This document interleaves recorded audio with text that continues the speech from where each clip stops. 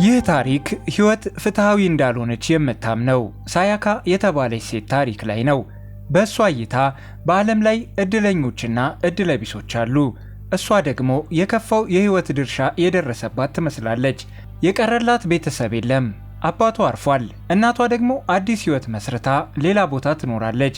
በስራ ቦታዋ ነገሮች አልተሳኩላትም። ሳያካ የሪል ስቴት ወኪል ሆና ትሰራለች።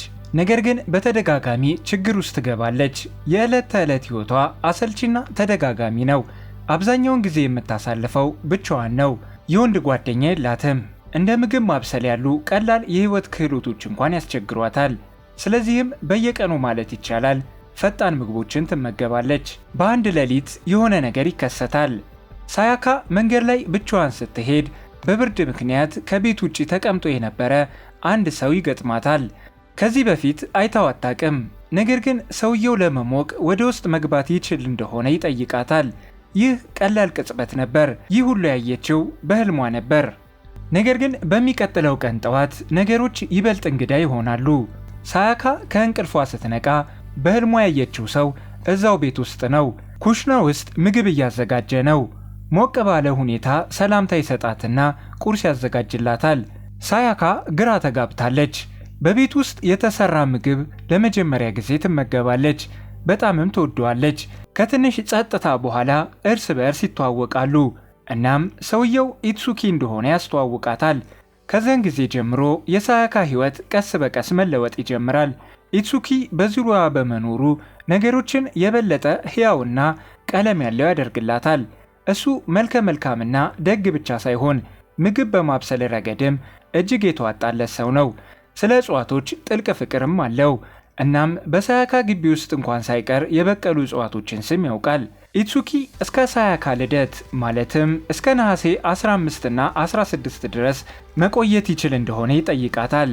ሳያካ ምንም ችግር እንደሌለው ትነግረዋለች። እናም እስኪሰለቸው ድረስ እንዲቆይም ትፈቅድለታለች።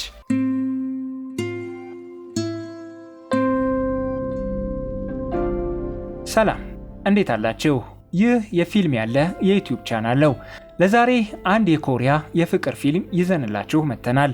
ለቻናላችን አዲስ ከሆናችሁ ሰብስክራይብ በማድረግ ቤተሰቡን ይቀላቀሉ። ለወዳጅ ዘመዶ ማጋራት ካሰቡም ላይክ እና ሼር ማድረግ ይቻላል። ወደ ፊልሙ እንሂድ። አብረው መኖር እንደቀጠሉ ኢትሱኪ በየቀኑ አስገራሚ ምግቦችን ያዘጋጅላታል። እንዲያውም ወደ ስራ ከመሄዷ በፊት ምሳቋን ያዘጋጅላታል። ምንም እንኳን የቤት ውስጥ ጓደኞች ቢሆኑም ግንኙነታቸው ግን ቀስ በቀስ ይጠነክራል። ኢትሱኪ በአንድ ሱቅ ውስጥ በትርፍ ሰዓት ይሰራል። እናም ሳያካ ከመሄዷ በፊት ጠዋት ላይ ምግብ ለማብሰልና ቤቱን ለማጽዳት እንዲችል ሁልጊዜ የሌሊት ፈረቃን ይይዛል። አንድ ቀን ሳያካ በስራ ቦታዋ እንደገና ችግር ውስጥ ትገባለች። አለቃዋ ይሰድባታል። ተበሳጭታ ወደ ቤት ስትመጣ ኢትሱኪ እዚያ ያለላት ያጽናናታል። የተፈጠረውን ችግር ሁሉ እንድትረሳ ያደርጋታል። ይህም ቀለል እንዲላት ያደርጋታል። ጊዜ እያለፈ ሲሄድ አብረው የሚያሳልፉበት ቀናት ይበልጥ ልዩ እየሆነ ይሄዳል። በበዓላት ወቅት ኢትሱኪ ለሳያካ ብስክሌት ይገዛላታል። ይህም አብረው እንዲወጡ፣ ቦታዎችን እንዲቃኙና አብረው ጊዜ እንዲያሳልፉ ይረዳቸዋል። ከእሱ ጋር ብዙ ጊዜ በማሳለፍ ላይ ሳለች ሳያካ ትንሽ እንግዳ የሆነ ነገር ማስተዋል ትጀምራለች። ኢትሱኪ በጣም ውድ የሚመስሉ ጥቂት የንግድ ምልክት ያላቸው ዕቃዎች አሉት። ቢሆንም ብዙ ጥያቄ ላለመጠየቅ ትመርጣለች። ስለ ሙሉ ታሪኩና ከየት እንደመጣ አታውቅም። ነገር ግን በአንድ ነገር እርግጠኛ ነች። እሱም የዱር እጽዋትንና ፎቶግራፍን ይወዳል። እንዲሁም እጽዋቶችን ወደ ጣፋጭ ምግብነት የመቀየር ችሎታው በጣም አስደናቂ ነው። ሳያካ እሱን ከማድነቅ ውጪ ምንም ማድረግ አትችልም። እናም ከሱ ጋር መሆን ደስተኛ ያደርጋታል። በተመሳሳይ ጊዜ ታካዛዋ የተባለ ሌላ የሥራ ባልደረባዋ ለእሷ የፍቅር ስሜት እንዳለው በግልጽ በማሳየት ወደ እሷ ለመቅረብ ይሞክራል።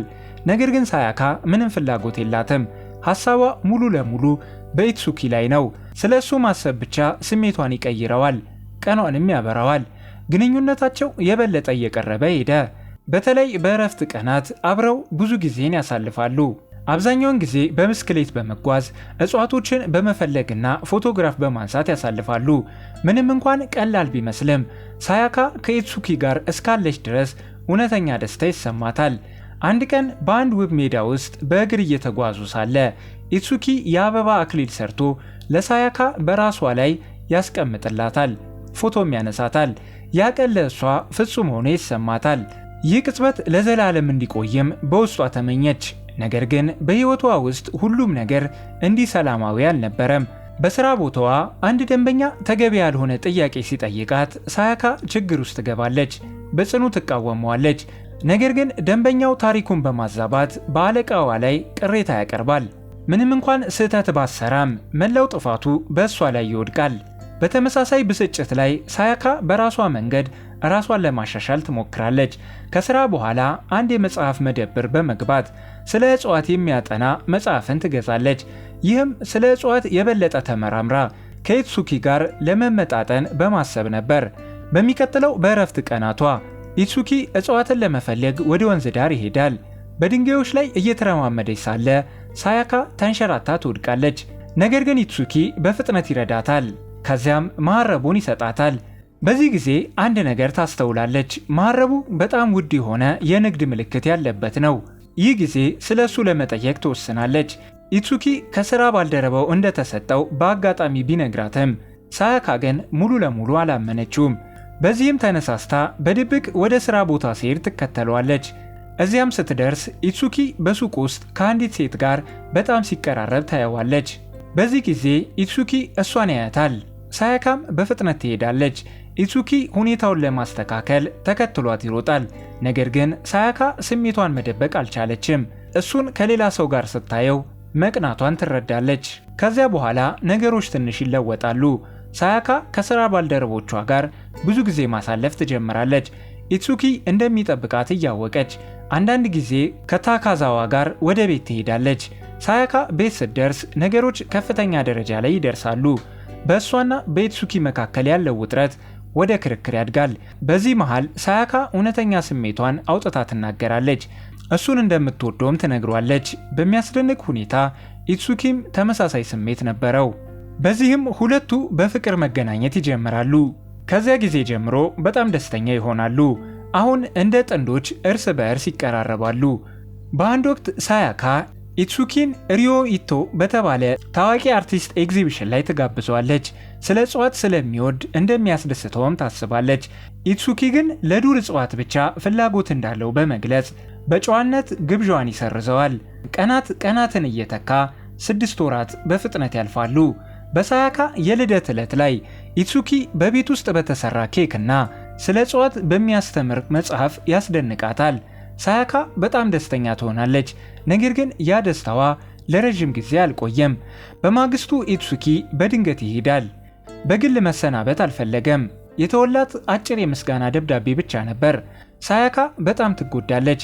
የት እንደምታገኘው አታውቅም። ስራ ቦታው ድረስ ሄዳ ብትፈልገውም ምንም ፍንጭ አላገኘችም። ኢትሱኪ ሲሄድ ሕይወቷ ወደ ቀድሞ አሰልችነት ሁኔታ ይመለሳል። ብቸኝነት ይሰማታል። ቀናቶች ባዶ ይሆናሉ። ፈጣን ምግቦችን መመገብና ያለ ደስታ መኖር ትጀምራለች።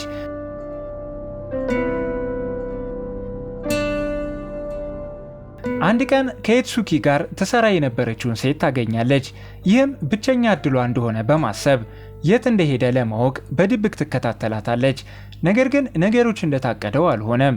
አሳዳጅ በመባል በመጠርጠርም በፖሊስ ትያዛለች። ፖሊስ ጣቢያ እያለችም ኢትሱኪን ለማግኘት እንደምትፈልግና ከየት መጀመር እንዳለባት እንደማታውቅ ሁሉንም ነገር ትነግራቸዋለች። ብዙም ሳይቆይ እናቷ ኖሪካ መታ ትወስዳታለች። ቤት ስትደርስም ኖሪካ በጭንቀት ትጠይቃታለች። ሳያካ ብቻዋን እንደምትኖርና በአግባቡ እንደማትመገብም ታውቃለች። ሳያካ ግን ምንም እንደማይሰማት ትነግራታለች። እናቷም መጫን አልፈለገችም።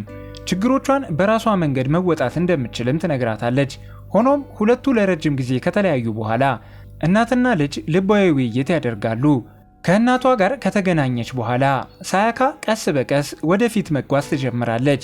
ኢትሱኪ እንደማይመለስ መራር እውነትን መቀበል ትጀምራለች። ቢሆንም ለሱ ያላት ስሜት አልጠፋም። ይህ በእንዲህ እንዳለ ከታካዛዋ ጋር ያላት ግንኙነት እየጠነከረ ይሄዳል። እሱ እንደሚያስብላትም በግልጽ ይታያል። ነገር ግን ሳያካ ልቧ ለኢትሱኪ ስለሰጠች የእሱን ፍቅር መመለስ አልቻለችም። ይልቁንም ሕይወቷን እንደገና ለመኖር ትሞክራለች። ከኢትሱኪ ጋር ወደ ጎበኘቻቸው ቦታዎች ትመለሳለች። ስለ እጽዋቶችም የበለጠ ትማራለች። ቀስ በቀስ በራሷ መፈወስም ትጀምራለች። ምንም እንኳን ትዝታዎች ቢያሟትም ወደ ቀድሞ ነገሯ ለመመለስ ትጥራለች። ከአንድ ዓመት በኋላ በልደት ቀኗ ያልጠበቀችው ነገር ይመጣል። ሳያካ ከኢትሱኪ ጥቅል ይደርሳታል። ውስጡም ስለ እንስሳት የሚያወሳ መጽሐፍ አለ። የእሱ ሥራ ነው። ይህ እሷ ስትጠብቀው የነበረን ፍንጭ ነው። ጥቅሉ ላይ ያለው አድራሻ ኢትሱኪ ጋዜጣዊ መግለጫ ሊሰጥ ወደ ነበረበት ሆቴል ያመራታል። ሳያካ ወደዚያ ትሮጣለች። በሕዝቡ መካከልም ተደብቃ ከረጅም ጊዜ በኋላ እንደገና ታየዋለች። በዝግጅቱ ወቅት አንድ አስገራሚ እውነት ይገለጥላታል። ኢትሱኪ የኢኬባና አርቲስት የሆነው የሪኦሚቶ ልጅ እንደሆነ ትረዳለች። ሳያካ ከዚህ በፊት የአበባ ኤግዚቢሽን ለመሄድ ለምን እምቢ እንዳላት ይገባታል። ኢትሱኪ የቤተሰቡን ቅርስ መውረስ ነበረበት። ነገር ግን እሱ የፈለገው ያ ህይወትን አልነበረም። ስለዚህ ሁሉንም ነገር ትቶ የራሱን መንገድ መረጠ። ፍላጎቱን በመከተልም እጽዋቶችን አጠና። በመጨረሻም መጽሐፉን አሳተመ። ይህን ሁሉ ከሰማች በኋላ ሳያካ በጸጥታ ቦታውን ለቃ ወጣች። ከሁለት የተለያዩ ዓለማት እንደመጡም ተገነዘበች። እንደገና እንደሚመለስ ተስፋ ማድረጓ ትክክል እንዳልሆነም ተሰማት። ቢሆንም ፈጽሞ እንደማትረሳው ታውቃለች። ቤት ስትመለስ ግን የማይታመን ነገር ይከሰታል። ቤቷ በር ጋር ኢትሱኪ ቁጭ ብሏል። ሁሉንም ነገር ያብራራላታል። የሄደው የራሱን የህይወት ጎዳና ለማግኘት ስለፈለገ ነበር። ከሳያካ ጋር መኖር ሙሉ እንደሆነ እንዲሰማው አድርጎት ነበር። አሁን ግን ያንን መንገድ አጠናቆ ህይወቱን ወደ ሞላበት ሰው ማለትም ወደ ሳያካ ተመልሷል። በመጨረሻም ኢትሱኪ የጋብቻ ጥያቄ ያቀርብላታል። እናም ይጋባሉ። ታሪኩ በዚህ ያበቃል። እንግዲህ ተመልካቾች ለዛሬ ያዝንላችሁ የኮሪያን ፊልም በአጭሩ እንዲህ አስቃኘናችሁ። ለቻናላችን አዲስ ከሆናችሁ ሰብስክራይብ በማድረግ ቤተሰቡን ይቀላቀሉ። ለወዳጅ ዘመዶ ማጋራት ካሰቡም ላይክ እና ሼር ማድረግ ይቻላል። በሚቀጥለው በአዲስ ፊልም እስክንገናኝ ድረስ ሰላም።